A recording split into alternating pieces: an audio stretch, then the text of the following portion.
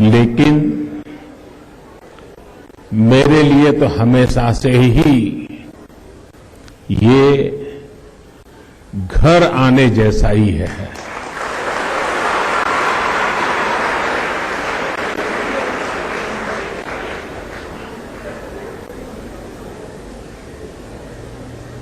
मैं प्रेसिडेंट स्वामी का,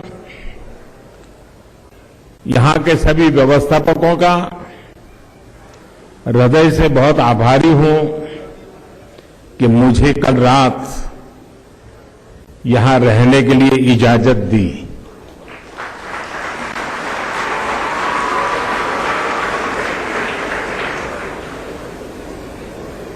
और सरकार का भी मैं आभारी हूं, क्योंकि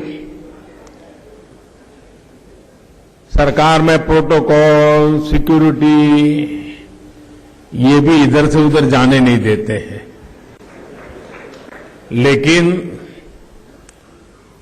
मेरी रिक्वेस्ट को व्यवस्था वालों ने भी माना और मुझे इस पवित्र भूमि में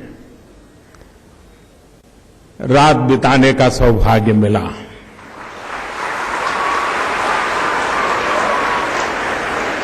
इस भूमि में, यहां की हवा में स्वामी रामकृष्ण परमहंस, मां शारदा देवी, स्वामी ब्रह्मानंद, स्वामी विवेकानंद सहित तमाम गुरुओं का सानिध्य हर किसी को अनुभव होता है।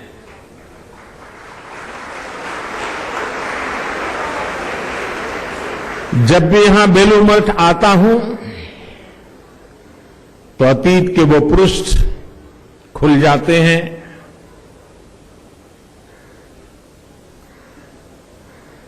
जिनके कारण आज मैं यहां हूं और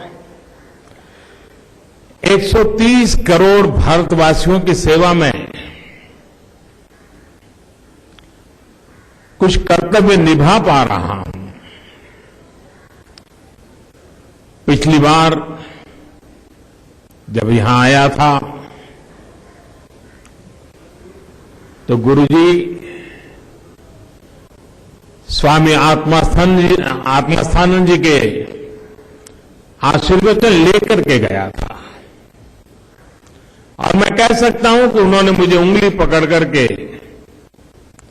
जन सेवा ही प्रभु सेवा का रास्ता दिखाया था।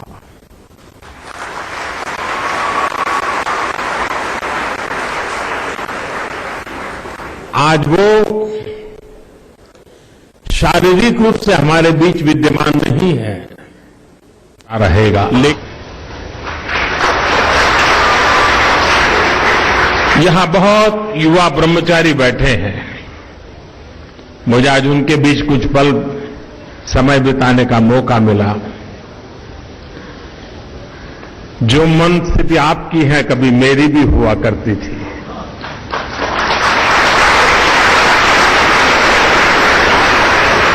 और आपने अनुभव किया होगा, हम में से ज्यादा लोग करती थी।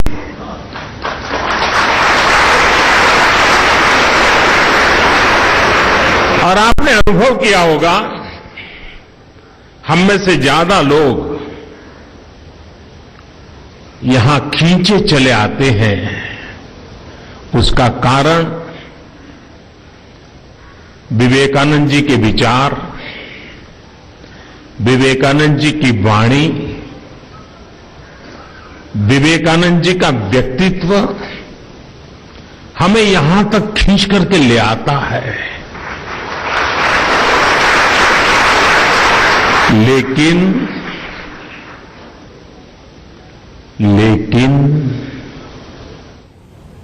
हमें यहां तक खींच करके ले आता है। लेकिन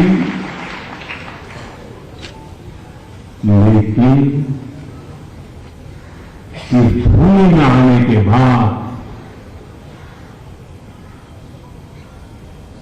माता शारदा देवी का आंचल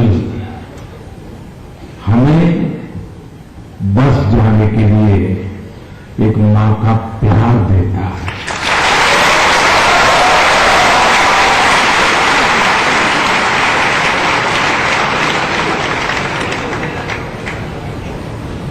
जितने भी ब्रह्मचारी जी होंगे सबको यही अनुभूति होती होगी जो कभी मैं करता था।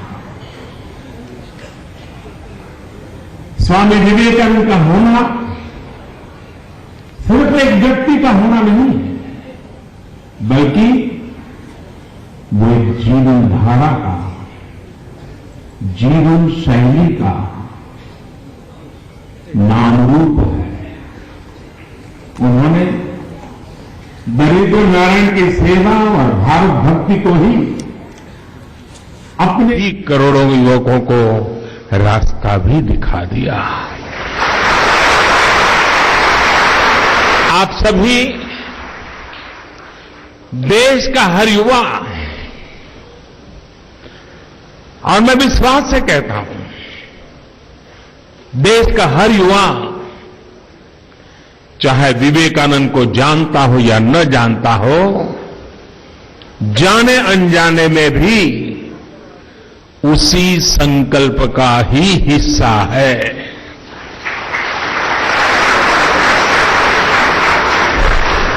वक्त बदला है, दशक बदले हैं, सदी बदल गई है, लेकिन स्वामी जी के उस संकल्प को सिद्धि तक पहुंचाने का जिम्मा हम पर भी है, आने वाली पीढ़ियों पर भी है।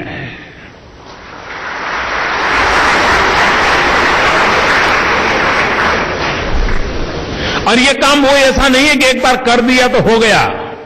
ये अविरत करने का काम है, निरंतर करने का काम है, युग युग तक करने का काम है। कई बार हम सोचने लगते हैं कि मेरे अकेले से करने से क्या होगा, मेरी बात कोई सुनता ही नहीं है, मैं जो चाहता हूं, मैं जो सोचता हूं, उस पर कोई ध्यान ही नहीं देता है। और इस स्थिति से युवा मन को बाहर निकलना बहुत जरूरी है। और मैं तो सीधा साधा मंत्र बता देता हूं, जो मैं भी कभी गुरुजनों से सीखा हूं, हम कभी अकेले नहीं हैं, कभी भी अकेले नहीं हैं।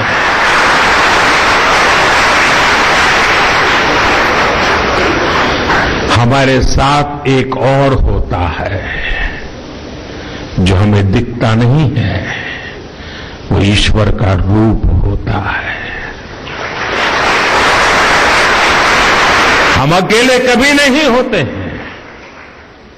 हमारा सर्जनहार हर पल हमारे साथ ही होता है।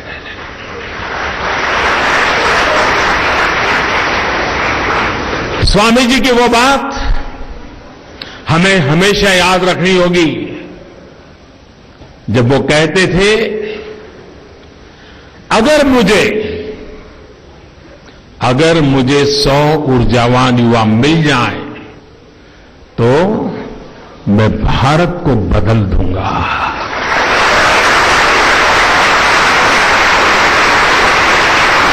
स्वामी जी ने कभी ये नहीं कहा कि मुझे 100 लोग मिल जाएंगे तो मैं ये बन जाऊंगा, ऐसा नहीं कहा। उन्होंने ये कहा, भारत बदल जाएगा।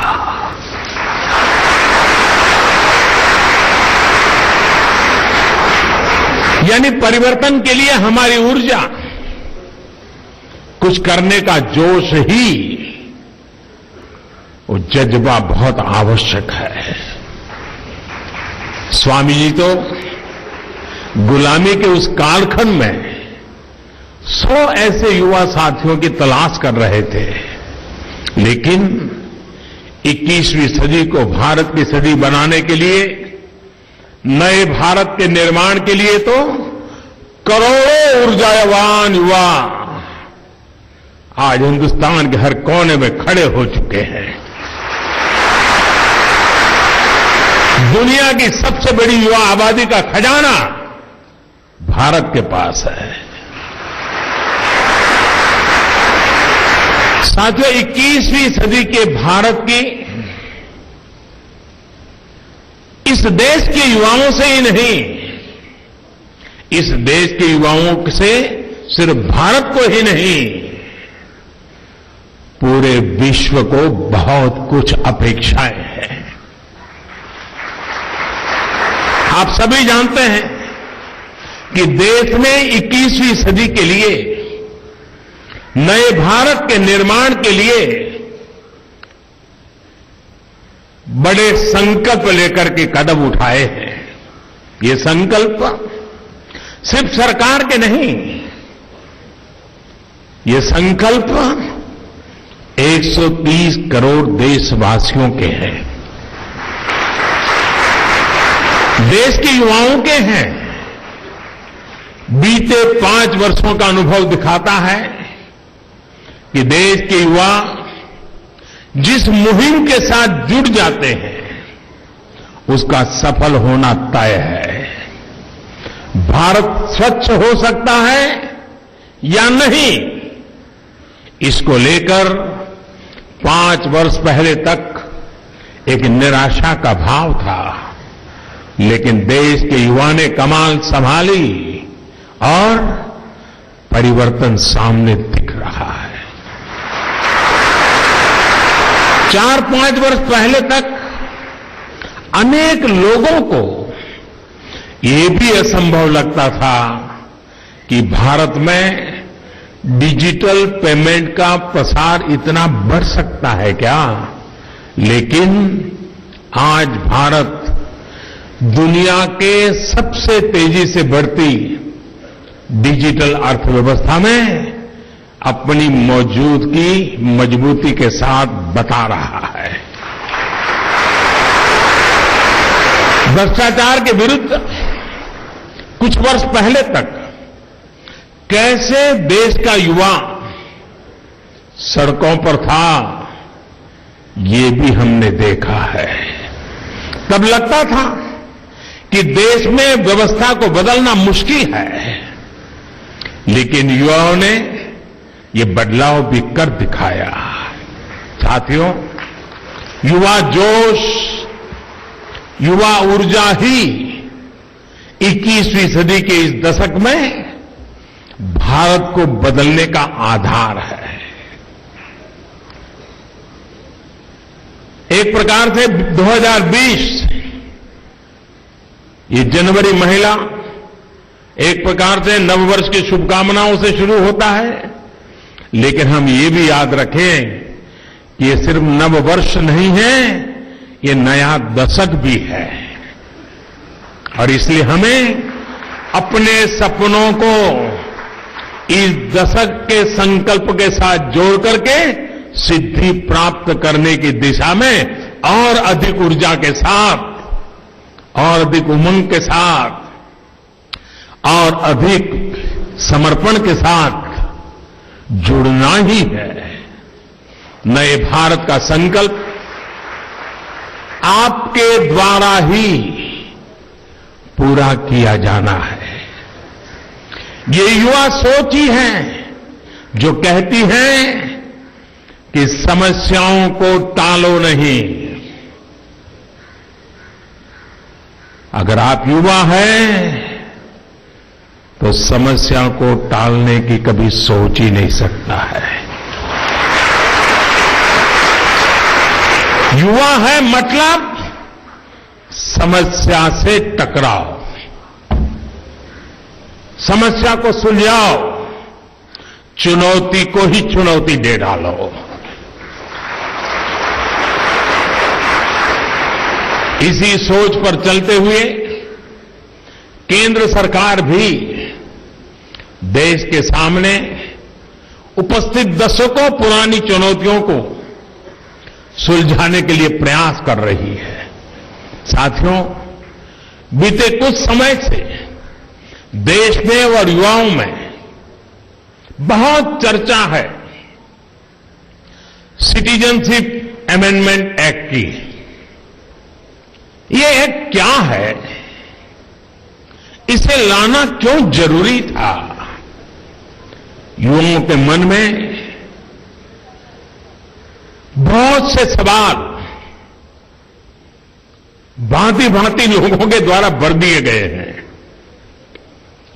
बहुत से नौजवान जागरूक है, लेकिन कुछ ऐसे भी हैं जो अब भी इस भ्रम के शिकार हुए हैं, अफवाहों के शिकार हुए हैं। ऐसे हर युवा को समझाना भी हम सबका दायित्व है और उसे संतुष्ट करना भी हम सबकी ही जिम्मेदारी है। और इसलिए आज राष्ट्रीय युवा दिवस पर मैं फिर से देश के नौजवानों को, पश्चिम बंगाल के नौजवानों को, नॉर्थ ईस्ट के नौजवानों को आज इस पवित्र धरती से और युवाओं के बीच खड़ा होकर के जरूर कुछ कहना चाहता हूं। साथियों, ऐसा नहीं है कि देश की नागरिकता देने के लिए भारत सरकार ने रातों रात कोई नया कानून बना दिया है।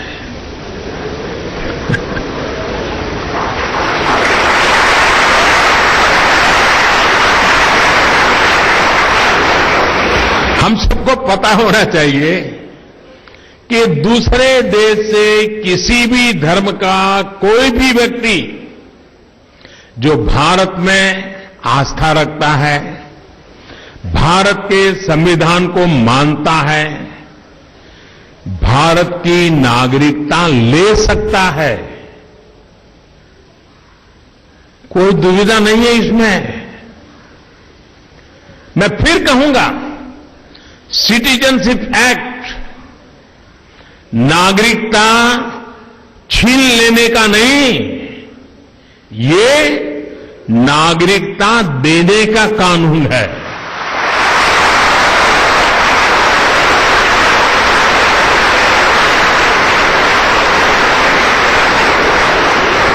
और सिटीजनशिप अमेंडमेंट एक्ट, उस कानून में सिर्फ एक संशोधन है।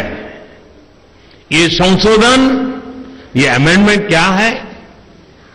हमने बदलाव ये किया है कि भारत की नागरिकता लेने की सहूलियत और बढ़ा दी है। ये सहूलियत किसके लिए बढ़ाई है? उन लोगों के लिए जिन पर बंटवारे के बाद बने पाकिस्तान में उनकी धार्मिक आस्था की वजह से अत्याचार हुआ, जुल्म हुआ, जीना मुश्किल हो गया, बहन बेटियों की इज्जत असुरक्षित हो गई, जीवन जीना ही एक सवाल या निशान बन गया। अनेक संकटों से ये जीवन ही घिर गया। साथियों, स्वतंत्रता के बाद पूज्य महात्मा गांधी से लेकर तब के बड़े बड़े दिग्गज नेताओं का, साथियों, स्वतंत्रता के बाद पूज्य महात्मा गांधी से लेकर तब के बड़े बड़े दिग्गज नेताओं का यही कहना था कि भारत को ऐसे लोगों को नागरिकता देनी चाहिए जिन पर उनके धर्म की वजह से पाकिस्तान में अत्याचार किया जा रहा है। अब मैं आपसे पूछता हूं, मुझे बताइए कि ऐसे शरणार्थियों को हमने मरने के लिए वापस भेजना चाहिए क्या? भेजना चाहिए क्या? क्या हमारी जिम्मेवारी है कि नहीं है? उन उनको हमें बराबरी में हमारा नागरिक बनाना चाहिए कि नहीं बनाना चाहिए? अगर वो कानून के साथ, बंधनों के साथ रहता है, सुख चैन की जिंदगी जीता है, तो हमें संतोष होगा कि नहीं होगा? ये काम पवित्र है कि नहीं है? हमें करना चाहिए कि नहीं करना चाहिए? औरों की भलाई के लिए काम करना अच्छा है कि बुरा है? अगर मोदी जी ये करते हैं तो आपका साथ है ना? आपका साथ है ना? हाथ ऊपर उठा करके बताइए, साथ है ना? हाथ ऊपर उठा करके बताइए, साथ है ना?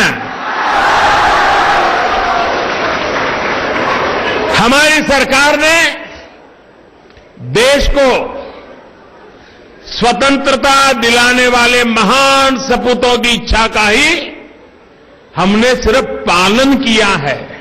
जो महात्मा गांधी कह के गए उस काम को हमने किया है जी। और सिटीजनशिप अमेंडमेंट एक्ट में हम नागरिकता दे ही रहे हैं।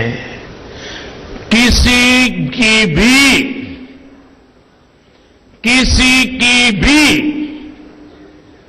नागरिकता छीन नहीं रहे हैं।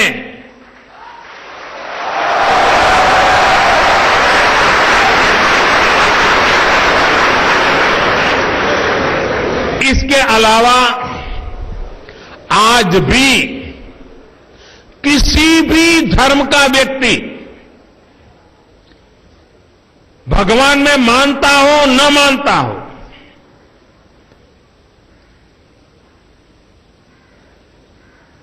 जो व्यक्ति भारत के संविधान को मानता है वो तय प्रक्रियाओं के तहत भारत की नागरिकता ले सकता है।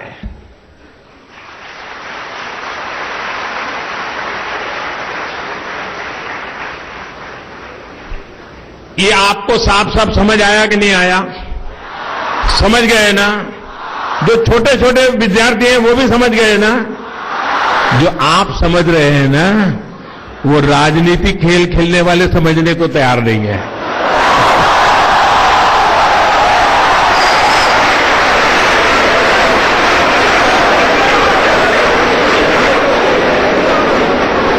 वे भी समझदार हैं, लेकिन समझना चाहते नहीं हैं। आप समझदार भी हैं और देश का भला चाहने वाले युवा नौजवान भी हैं।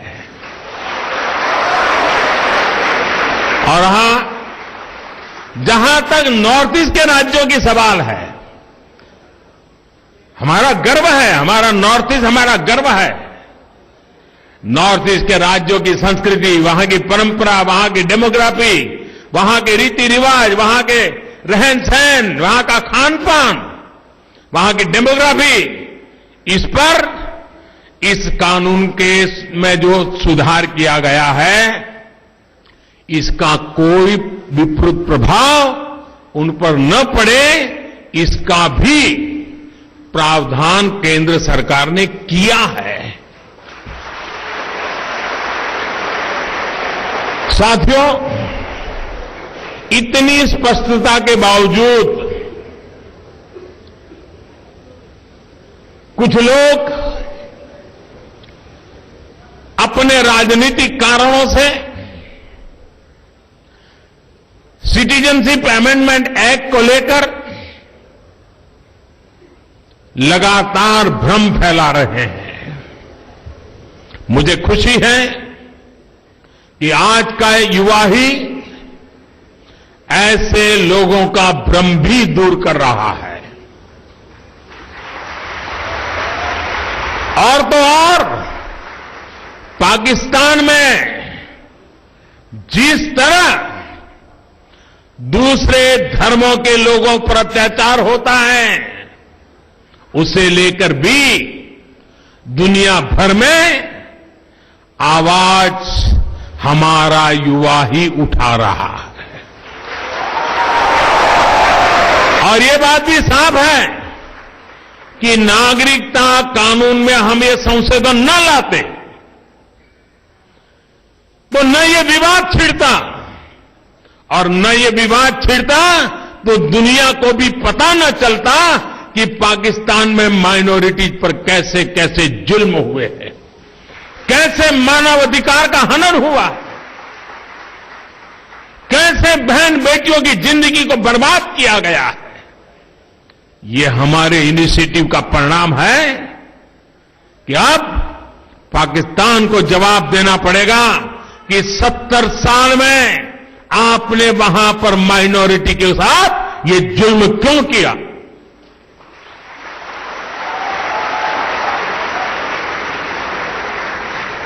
साथियों, जागरूक रहते हुए जागरूकता फैलाना, दूसरों को जागरूक करना भी हम सभी का दायित्व है। और भी बहुत से विषय हैं जिसको लेकर के समाज जागरण, जन आंदोलन, जन चेतना आवश्यक होती है। जैसे पानी ही ले लो, पानी बचाना आज हर नागरिक का दायित्व बनता जा रहा है। सिंगल यूज प्लास्टिक के खिलाफ अभियान हो या फिर गरीबों के लिए सरकार की अनेक योजनाएं, इन सभी बातों के लिए जागरूकता बढ़ाने में आपका सहयोग देश की बहुत बड़ी मदद करेगा। साथियों, हमारी संस्कृति और हमारा संविधान हमसे यही अपेक्षा करता है कि नागरिक के रूप में अपने कर्तव्यों को, अपने दायित्वों को हम पूरी ईमानदारी और पूरे समर्पण भाव से निभाएं। आजादी के 70 साल दरमियान हमने अधिकार अधिकार अधिकार बहुत सुना है, अधिकार के लिए लोगों को जागरूक भी किया है और वो आवश्यक भी था। लेकिन अब अधिकार अकेला नहीं, हर हिंदुस्तानी का कर्तव्य भी उतना ही महत्वपूर्ण होना चाहिए।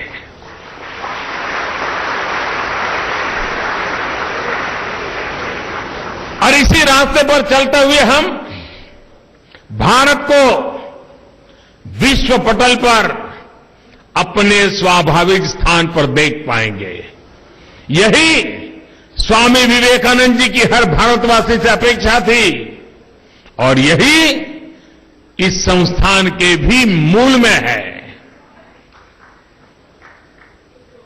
स्वामी विवेकानंद जी भी यही चाहते थे, भारत मां को इस भव्य रूप में देखना चाहते थे। और हम सब भी तो उन्हीं के तो सपनों को साकार करने के लिए संकल्पबद्ध लोग हैं।